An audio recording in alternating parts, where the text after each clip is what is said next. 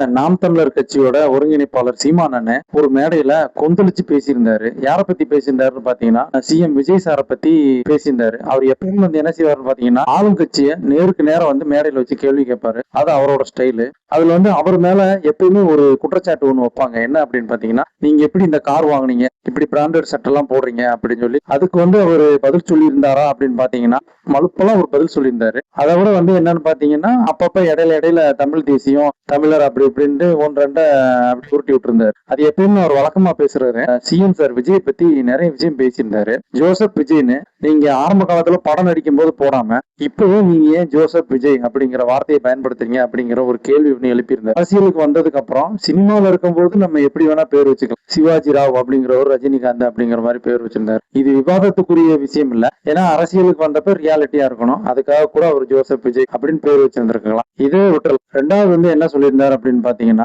விளம்பர அரசியல் வந்து அவங்க பண்றாங்கன்னு சொன்னீங்களே, நீங்க என்ன பண்றீங்க? இதே கேள்வி நாங்களும் கேட்கிறோம். உண்மையிலேயே வந்து இதுக்காக இப்ப இருக்க கவர்மெண்ட்டும் பழைய கவர்மெண்ட் மாதிரி அதே விளம்பர அரசியல கையில் எடுக்கிறீங்க. இதனால ஏற்படக்கூடிய இழப்பு எவ்வளவு? பழைய கவர்மெண்ட் மாதிரி விளம்பரங்களோட செய்யாம விளம்பரங்கள் இல்லாம செய்யணுங்கிறத மக்களும் ஆசைப்படுறாங்க. விளம்பரங்களால விரயமாகுதே தவிர ஆதாயங்கள் எதுவுமே இல்ல. இன்னும் சில விஷயங்கள் வந்து என்ன சொல்லியிருந்தாரு அப்படின்னு பாத்தீங்கன்னா, சீமான் அண்ணன் நீங்க திருச்சி கிழக்குலயும் அதே மாதிரி பெரம்பூர்லயும் ஏன் போட்டிட்டீங்க அப்படின்னு சொல்லி கேட்டிருந்தாரு. 2 தொகுதியில ஏன் போட்டிட்டீங்க அப்படிங்கிறது அந்த டைம்லயே வந்து பெரிய பேசு பொருளா இருந்தது. அதுக்கு முன்னாடி இருந்த அரசியல் தலைவர்கள் நிறைய பேரு அதே மாதிரி விஷயத்த ஃபாலோ பண்ணியிருந்தாங்க. அதை அப்படியே கூட விட்டுறலாம். ஆனா சீமான் அண்ணன் என்ன சொல்றாரு, பெரம்பூர்ல வந்து மதமும் திருச்சி கிழக்குல ஜாதியும் அப்படின்னு சொல்றாரு. இது எந்த அளவுக்கு உண்மைங்கிறத விஜய் சார் தான் பதில் சொல்லணும். அதே மாதிரி உங்களோட அமைச்சர் வந்து உடம்பு சரியில்லாத பிள்ளையை வந்து எதுக்காக ஸ்டேடியத்துக்கு கூட்டு போனோம், அந்த மாத்திரையை அந்த மாதிரி போதைப் பொருள் மாதிரி பயன்படுத்தணும் அப்படிங்கிறத கேள்வியா வச்சிருந்தாரு. இந்த சந்தேகம் எல்லாருக்குமே உண்டு. இப்ப எதுக்குமே செய்தியாளர்கள் கேள்வி கேட்கிறாங்க அப்படின்னா நேரடி பதில்கள் வந்து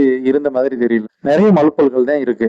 அதுல முக்கியமான விஷயம் என்னன்னு பாத்தீங்கன்னா, இந்த காவிரி விவகாரம். இப்ப வந்து விஜய் சார் கர்நாடகாவுக்கு போறாரா இல்லையா அப்படிங்கறத கவர்மெண்ட் அபிஷியலாவே சொல்லவே இல்லை. ஆனா கர்நாடகா கவர்மெண்ட் என்ன சொல்றாங்க, இப்போதைக்கு வர வேணாம் அப்படிலாம் அவங்க சொல்றாங்க. நெருக்காம போகாது. இவங்க சொல்லாம இங்க இருக்க தமிழ்நாடு கவர்மெண்ட் சொல்லாம கர்நாடகா கவர்மெண்ட் வந்து சொல்றதுக்கு வாய்ப்பே இல்லை. ஆனா நாங்க அப்படி எந்த முடிவும் எடுக்கல அப்படிங்கிற மாதிரி ஒரு மலுப்பல்லான பதில் தான் சொன்னீங்க. காவிரி விவகாரத்தை பொறுத்த அளவுக்கும் தீர்வு கிடைச்ச மாதிரி தெரியல. இப்போதைக்கும் இயற்கை வந்து காப்பாத்திருச்சு. நாளை பின்ன இயற்கை எப்பயுமே மக்களை காப்பாத்துமா அப்படிங்கிறது சந்தேகம் தான். ஏன்னா இயற்கை வந்து மக்களை அழிக்கவும் செஞ்சிருக்கு.